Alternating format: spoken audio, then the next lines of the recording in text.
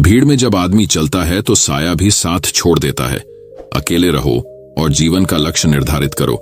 कई सालों पहले ऐसी सीख गौतम बुद्ध ने उस वक्त की पीढ़ी को क्यों दी थी? इसके पीछे का रहस्य क्या है? आज इसी रहस्य के बारे में हम आज के इस वीडियो में गौतम बुद्ध की कहानियों के माध्यम से जानेंगे। तो बिना देर किए चलिए गौतम बुद्ध की कहानियों की शुरुआत करते हैं। पहली कहानी, मौन का महत्व। एक व्यक्ति, कोई जिज्ञासु, एक दिन आया। उसका नाम मौलुंक पुत्र था। एक बड़ा ब्राह्मण विद्वान 500 शिष्यों के साथ बुद्ध के पास आया था। निश्चित ही उसके पास बहुत सारे प्रश्न थे। एक बड़े विद्वान के पास ढेर सारे प्रश्न होते ही हैं, समस्याएं ही समस्याएं।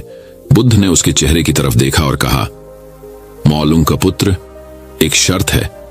यदि तुम शर्त पूरी करो, केवल तभी मैं उत्तर दे सकता हूं। मैं तुम्हारे सिर में भनभनाते प्रश्नों को देख सकता हूं। 1 वर्ष तक प्रतीक्षा करो, ध्यान करो, मौन रहो। जब तुम्हारे भीतर का शोर समाप्त हो जाए, जब तुम्हारी भी बातचीत रुक जाए, तब तुम कुछ भी पूछना और मैं उत्तर दूंगा। यह मैं वचन देता हूं। मौलुंक पुत्र कुछ चिंतित हुआ। 1 वर्ष केवल मौन रहना, और तब यह व्यक्ति उत्तर देगा। और कौन जाने कि वे उत्तर सही भी हैं या नहीं। तो हो सकता है 1 वर्ष बिल्कुल ही बेकार जाए। इसके उत्तर बिल्कुल व्यर्थ भी हो सकते हैं। क्या करना चाहिए? वह दुविधा में पड़ गया। वह थोड़ा झिझक भी रहा था। ऐसी शर्त मानने में इसमें खतरा था। और तभी बुद्ध का एक दूसरा शिष्य सारिपुत्र जोर से हंसने लगा। वह वही पास में ही बैठा था। एकदम खिलखिलाकर हंसने लगा। मौलुंक पुत्र और भी परेशान हो गया। उसने कहा, बात क्या है? तुम क्यों हंस रहे हो? सारिपुत्र ने कहा, इनकी मत सुनना, ये बहुत धोखेबाज हैं। इन्होंने मुझे भी धोखा दिया। जब मैं आया था, तुम्हारे तो केवल 500 शिष्य हैं, पहले 5000 थे। मैं बड़ा ब्राह्मण था, देश भी में मेरी ख्याति थी।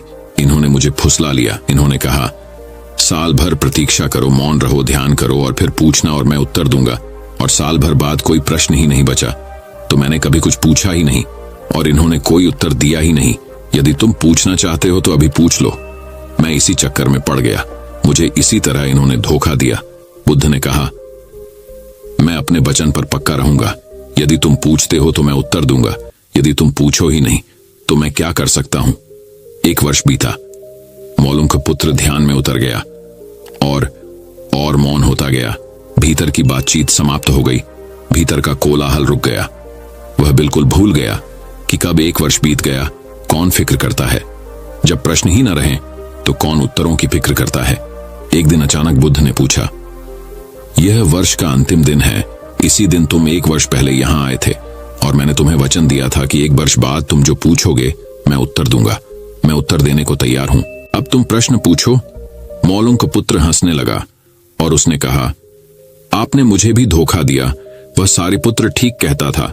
अब कोई प्रश्न ही पूछने के लिए नहीं रहा तो मैं क्या पूछूं? मेरे पास पूछने के लिए कुछ भी नहीं है। असल में यदि तुम सत्य नहीं हो तो समस्याएं होती हैं और प्रश्न होते हैं। वे तुम्हारे झूठ से पैदा होते हैं। तुम्हारे स्वप्न, तुम्हारी नींद से वे पैदा होते हैं। जब तुम सत्य, प्रामाणिक, मौन, समग्र होते हो, वे विरोहित हो जाते हैं।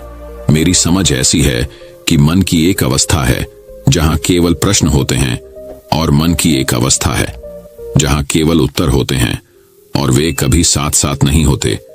यदि तुम अभी भी पूछ रहे हो तो तुम उत्तर नहीं ग्रहण कर सकते। मैं उत्तर दे सकता हूं लेकिन तुम उसे ले नहीं सकते। यदि तुम्हारे भीतर प्रश्न उठने बंद हो गए हैं तो मुझे उत्तर देने की कोई जरूरत नहीं है। तुम्हें उत्तर मिल जाता है। किसी प्रश्न का उत्तर नहीं दिया जा सकता है। मन की एक ऐसी अवस्था उपलब्ध करनी होती है जहां कोई प्रश्न नहीं उठते। मन की प्रश्न रहित अवस्था ही एकमात्र उत्तर है। यही तो ध्यान की पूरी प्रक्रिया है। प्रश्नों को गिरा देना, भीतर चलती बातचीत को गिरा देना। जब भीतर की बातचीत रुक जाती है तो ऐसा असीम मौन छा जाता है। उस मौन में हर चीज का उत्तर मिल जाता है। हर चीज सुलझ जाती है। शाब्दिक रूप से नहीं, अस्तित्वगत रूप में सुलझ जाती है। कहीं कोई समस्या नहीं रह जाती है। तो चलिए गौतम बुद्ध की दूसरी रहस्यमय कहानी की शुरुआत करते हैं। दूसरी कहानी, बुद्ध ने बताया शांति पाने का उपाय। महात्मा बुद्ध नदी के किनारे एकांत में अपनी कुटिया में रहते थे। उन्होंने कुटिया के चारों ओर हरे भरे वृक्ष लगा रखे थे जिन पर सुबह शाम पक्षियों का कलरव गूंजता रहता था। प्रकृति का यह मधुर सानिध्य महात्मा बुद्ध को सदैव आनंदित रखता था। पक्षी और पेड़ पौधे तो मानो उनका परिवार ही बन गए थे। एक दिन महात्मा बुद्ध प्रातःकाल उठे ही थे कि द्वार पर उन्हें एक सेठ जी खड़े नजर आए। उन्हें चिंताग्रस्त देख महात्मा बुद्ध ने उनसे समस्या जाननी चाही। सेठ जी बोले, महाराज, मेरे पास विशाल संपदा है, भरा पूरा परिवार है और मुझे कोई रोग भी नहीं है, फिर भी मुझे नींद नहीं आती। रात भर करवटें ही बदलता रहता हूं। महात्मा बुद्ध ने आत्मीयता से सेठ जी के सिर पर हाथ फेंकर कहा, सेठ, तुम्हारे पास सब कुछ भले ही हो, किंतु वह नहीं है जो नींद के लिए आवश्यक है। सेठ ने पूछा, वह क्या है महाराज? महात्मा बुद्ध बोले, तुम चारों ओर चिंताओं से घिरे हो। धन संपत्ति की चिंता, व्यापार व्यवसाय की चिंता, परिवार की चिंता। स्मरण रखो कि चिंता चैन में शत्रुता है। सेठ ने इससे बचने का उपाय पूछा तो उन्होंने कहा, तुम प्रकृति से शिक्षा ग्रहण करो। पेड़ पौधे, फूल, पानी और प्रकाश के रूप में उसकी अनंत संपदा चारों ओर बिखरी हुई है, किंतु वह चिंता मुक्त है। अपनी इस दौलत को पूरी दुनिया पर दोनों हाथों से सतत लुटाती रहती है। तुम यदि उससे प्रेरणा लेकर अपना जीवन भी उसके अनुरूप बना लोगे तो तुम्हें न केवल नींद आएगी बल्कि अति शांति महसूस होगी। सेठ ने महात्मा बुद्ध की बात का मर्म समझा और लोक कल्याण की राह पर चल पड़ा। धन और ज्ञान देने से बढ़ते ही हैं, इसलिए इनके संग्रह के साथ साथ इनके दान की वृत्ति भी रखनी चाहिए। तो चलिए गौतम बुद्ध की तीसरी रहस्यमय कहानी की शुरुआत करते हैं। तीसरी कहानी, एक क्रोधी ने बौद्ध धर्म अपनाया। बौद्ध भिक्षु बोधि धर्म भ्रमण करते हुए एक गांव में पहुंचे।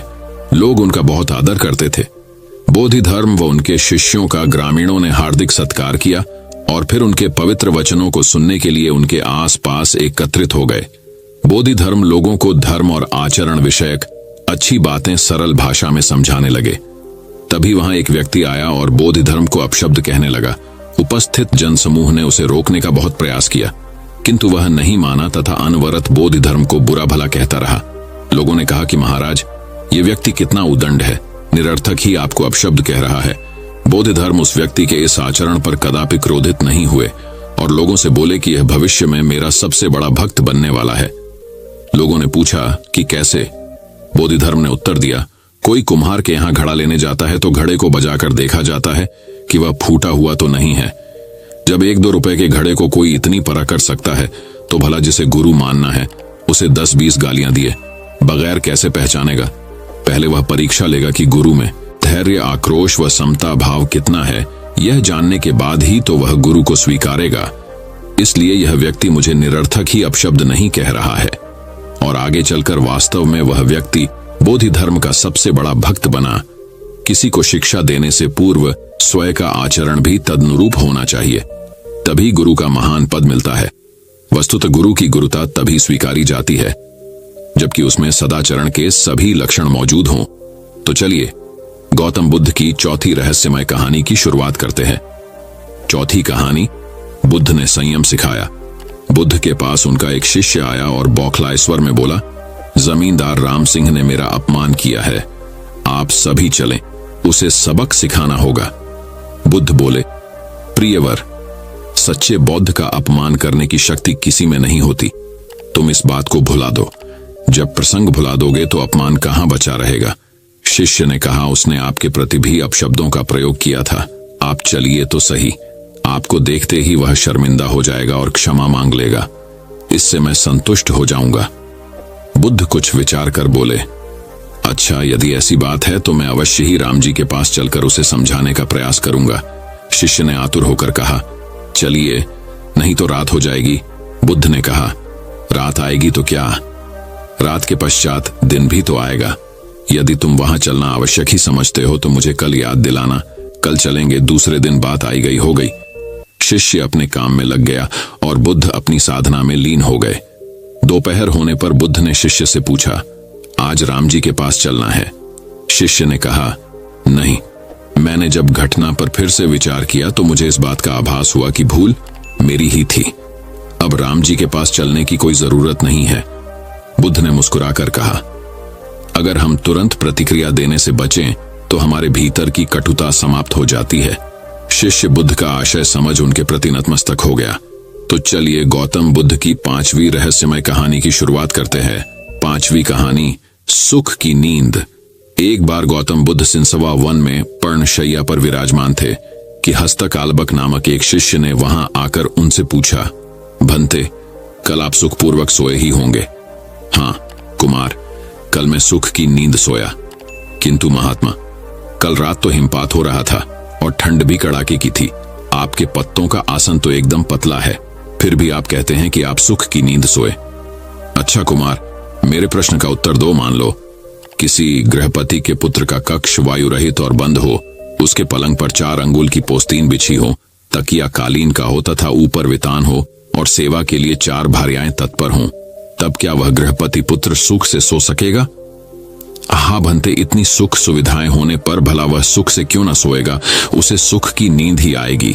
किंतु कुमार, यदि उस गृहपति पुत्र को रोग से उत्पन्न होने वाला शारीरिक या मानसिक कष्ट हो तो क्या वह सुख से सोएगा? नहीं भंते, वह सुख से नहीं सो सकेगा। कुमार, तथागत की राग, द्वेष और मोह से उत्पन्न होने वाली जलन जड़ मूल से नष्ट हो गई है। इसी कारण सुख की नींद आई थी। वास्तव में नींद को अच्छे आस्तरण की आवश्यकता नहीं होती। तुमने यह तो सुना ही होगा कि सूली के ऊपर भी अच्छी नींद आ जाती है। सुखद नींद के लिए चित्त का शांत होना परम आवश्यक है, और यदि सुखद आस्तरण हो तब तो बात ही क्या, सुखद नींद के लिए वह निश्चय ही सहायक होगा।